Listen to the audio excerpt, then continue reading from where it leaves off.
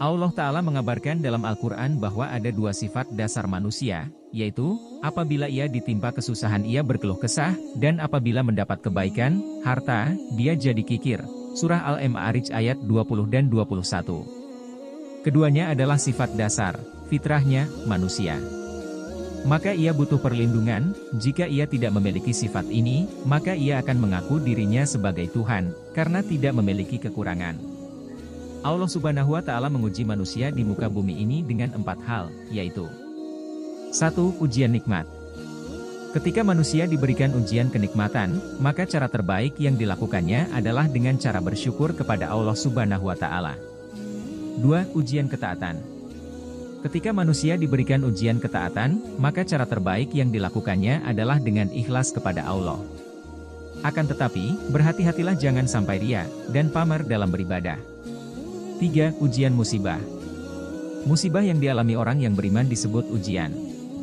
Musibah yang dialami orang yang bermaksiat disebut hukuman. Sedangkan musibah yang dialami orang yang tidak beriman disebut azab.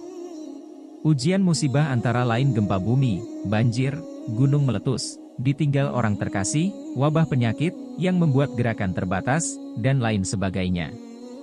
Ketika manusia diberi ujian musibah, maka cara terbaik yang dilakukannya adalah bersabar kepada Allah. Kondisi ini merupakan momentum untuk mendekatkan diri kepada Allah Subhanahu wa Ta'ala. Sebagai contoh yang pernah terjadi kepada para nabi, di antaranya kisah Nabi Ayub alaihi salam dengan ujian sakitnya. Ujian yang diberikan kepada Nabi Ibrahim alaihi salam ketika harus menyembelih putranya sendiri, sebelum digantikan menyembelih kambing.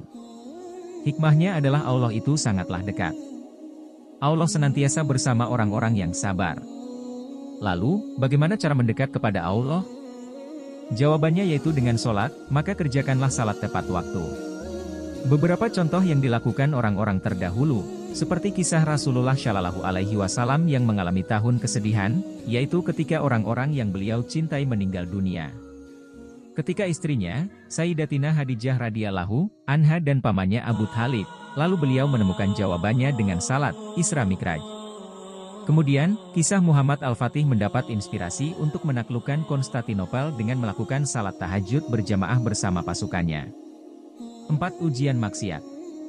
Ketika manusia diberikan ujian maksiat, maka cara terbaik yang dilakukannya adalah dengan bertaubat kepada Allah. Beberapa dalil tentang salat, dan mintalah pertolongan kepada Allah dengan sabar dan salat. Dan, salat, itu sungguh berat kecuali bagi orang-orang yang khusyuk. Al-Baqarah ayat 45. Umar bin Khattab radhiyallahu anhu pernah mengatakan, salat seseorang di rumahnya adalah cahaya, maka hiasilah rumah kalian dengannya. Syarah Al-Bukhari, Ibnu Battal, 5191, Asy Syamilah. Dari Abu Hurairah radhiyallahu anha berkata, Rasulullah Shallallahu Alaihi Wasallam bersabda, sesungguhnya amal yang pertama kali dihisab pada seorang hamba pada hari kiamat adalah salatnya. Maka, jika salatnya baik, sungguh ia telah beruntung dan berhasil. Dan jika salatnya rusak, sungguh ia telah gagal dan rugi.